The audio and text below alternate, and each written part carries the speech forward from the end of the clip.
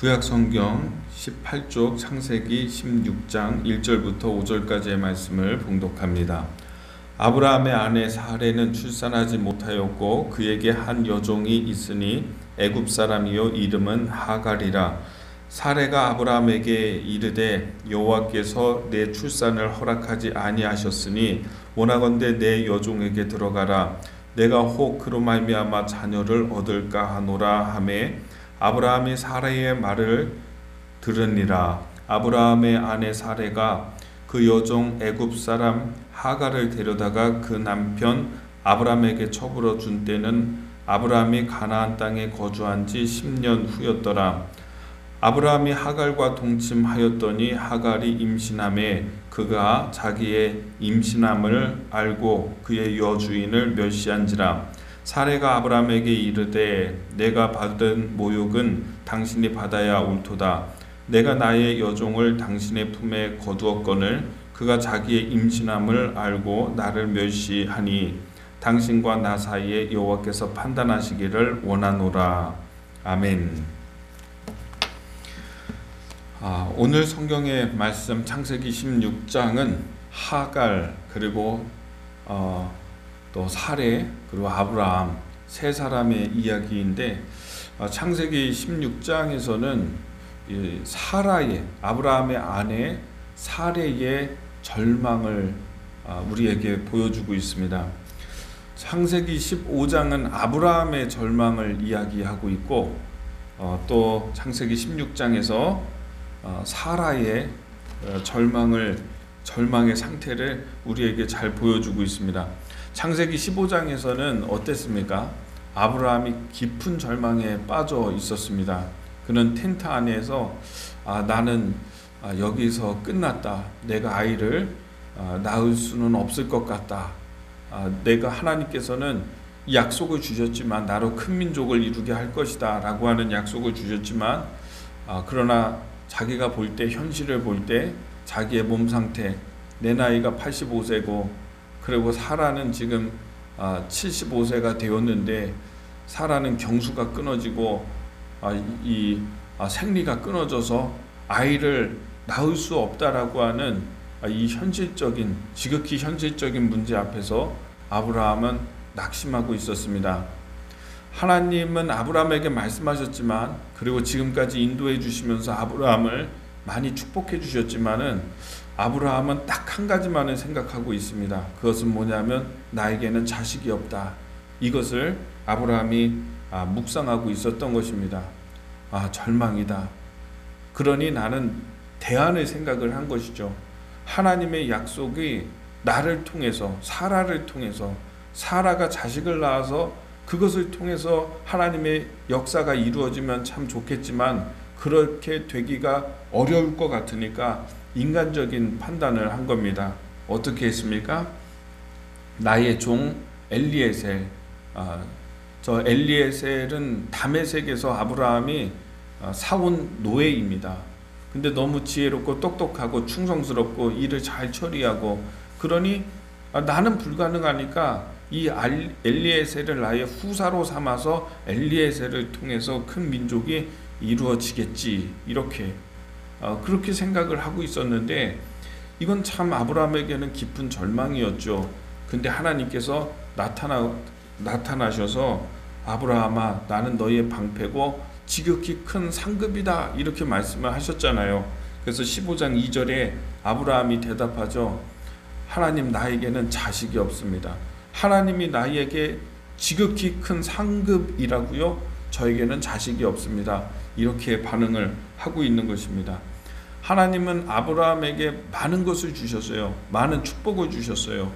집안에 창세기 14장에서 볼 때 롯이 사람들에게 그 북쪽 왕 그돌라오멜에게 끌려갔을 때에 자기 집에 기르던 훈련시켰던 사병 318명을 데리고 가서 그 그돌라오멜을 멸하잖아요. 전쟁에서 승리하잖아요. 자기의 집에 318명을 거느릴 만큼 큰 그런 한 세력이 되어 있고, 그리고 큰 그런 집이 되어 있는 것을 우리가 보죠. 그러니까 하나님께서는 물질의 풍요로움도 아브라함에게 주셨고, 아브라함이 그 지역에 살면서 존경을 받고 존대를 받도록 하나님 모든 것 아브라함에게 필요한 것들을 공급을 해주셨던 것을 우리가 보게 되죠. 그런데 아브라함은 하나님, 나는 자식이 없습니다. 나는 무자하오니 내게 무엇을 주시려 하십니까? 이렇게 이야기를 하고 있는 것이죠. 우리의 모습이 또 그런 것 같아요. 하나님께 받고 있는 것이, 내가 누리고 있는 것, 하나님이 나에게 주신 것이 그렇게 많은데도 불구하고 내가 갖고 싶은 게 있는데 그게 하나 나에게 없으면은 아무것도 받지 않은 것처럼, 하나님 나에게 무엇을 주시려고 하십니까? 나는 무자하오니, 이렇게 얘기를 해요. 안 받은 것처럼.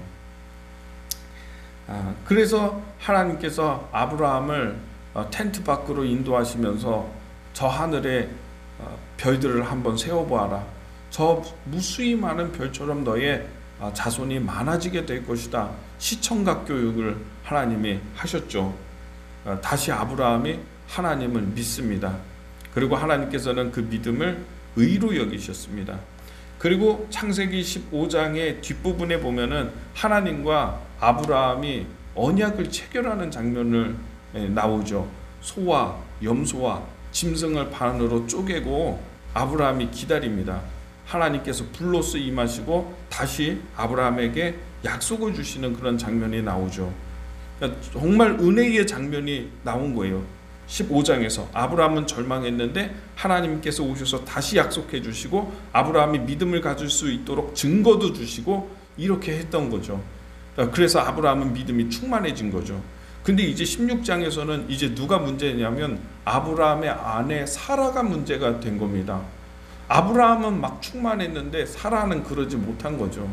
사라는 자기가 실제로 아이를 갖질 못하고 있으니까, 그리고 자기가 생리가 끊어졌으니까 이제 사라의 절망을 기록하고 있는 거예요. 16장의 1절에 아브라함의 아내 사라는 출산하지 못하였고 그에게 한 여종이 있으니 애굽 사람이요 이름은 하갈이라. 2절 사라가 아브라함에게 이르되 여호와께서 내 출산을 허락하지 아니하셨으니 원하건대 내 종에게 들어가라. 내가 혹 그로 말미암아 자녀를 얻을까 하노라 하매 아브라함이 사라의 말을 들으니라. 이렇게 되어 있습니다. 여러분, 이 애굽 사람 하갈은 누구냐면 아브라함이 그 애굽에 내려갔을 때 자기 아내 사라를 동생이라고 이렇게 속이잖아요. 그래서 사라를 데려가잖아요.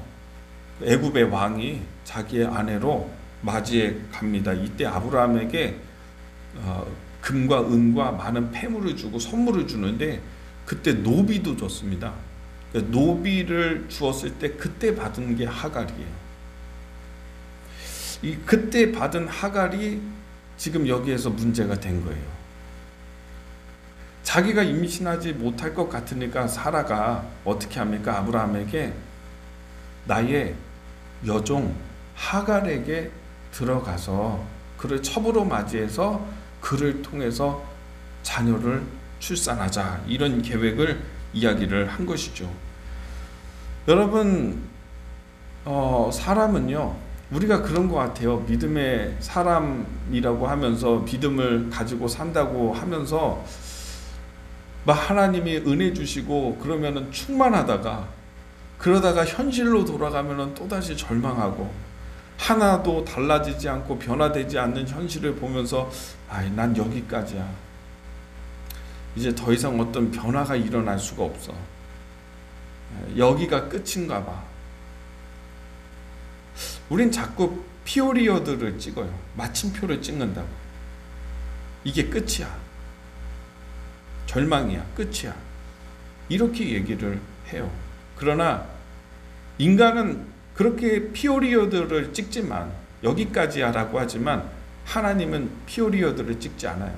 하나님은 쉼표를 찍어요. 내가 여기까지야 라고 했을 때 하나님은 그때부터 시작하실 수 있으세요. 이게 절망이야. 여기까지야. 더 이상 희망이 없어. 지금 이 사례가 그러고 있는 거예요. 그래서 아브라함에게 내 여종에게로 들어가라. 그를 통해서 자식을 낳자. 이렇게 얘기를 하죠.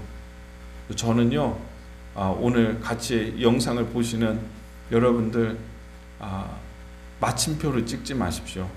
하나님의 전능하심을 여기서 끝내버리지 마세요. 내가.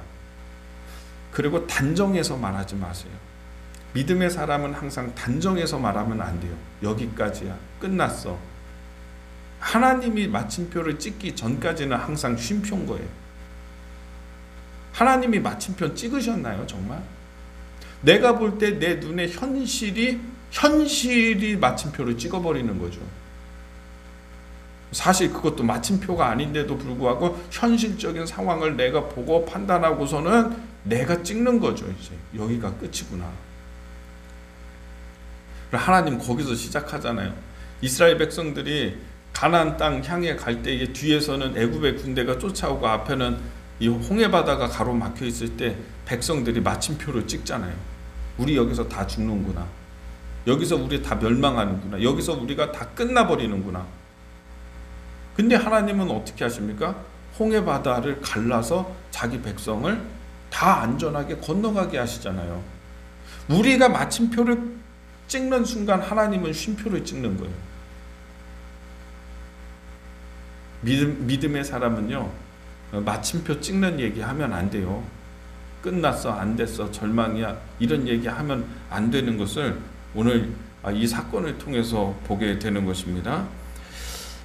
그런데 이렇게 할 때요, 사실은 아브라함이 지금 더 문제인 거예요. 사라보다.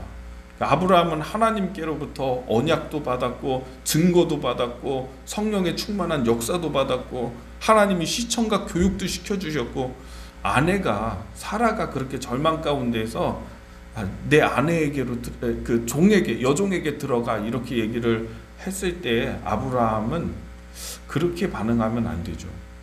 여러분, 이게 사라의 마음의 진심일까요? 당신 내 종에게 들어가. 여러분, 이게 진심이냐고요?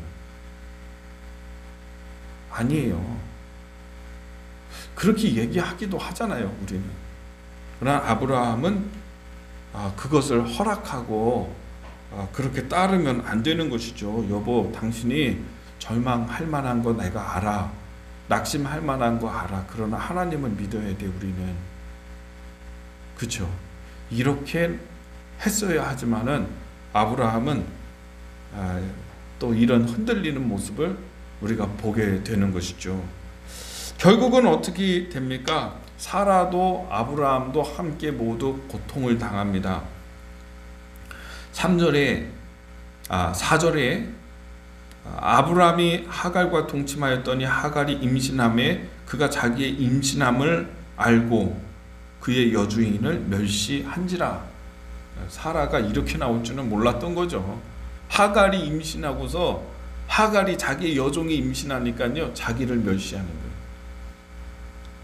여러분, 빠르게 가는 길, 편법, 하나님을 믿질 못해서, 하나님을 온전히 바라지 못해서 돌아가는 길, 이것이 우리에게 큰 고통과 아픔을 줄 수도 있다는 사실을 우리가 말씀을 통해서도 보게 되는 것입니다. 여러분, 오늘 중요한 사실 기억하시기를 바랍니다. 마침표를 찍지 마십시오. 하나님의 전능하신 수준을 내 수준으로 떨어뜨리지 마십시오. 믿음의 사람이 믿음을 고백해서 하나님께 기쁨이 되고 끝까지 기다리면 하나님께서 약속하신 이삭을 얻게 되는 것입니다. 오늘 이 말씀 기억하면서 여러분의 삶 가운데에서 마침표 찍지 마시고 항상 쉼표 찍으시는 하나님, 여기서 또다시 시작하시는 하나님을 기대하면서 승리할 수 있는 여러분 되기를 주님의 이름으로 축복합니다. 기도하겠습니다.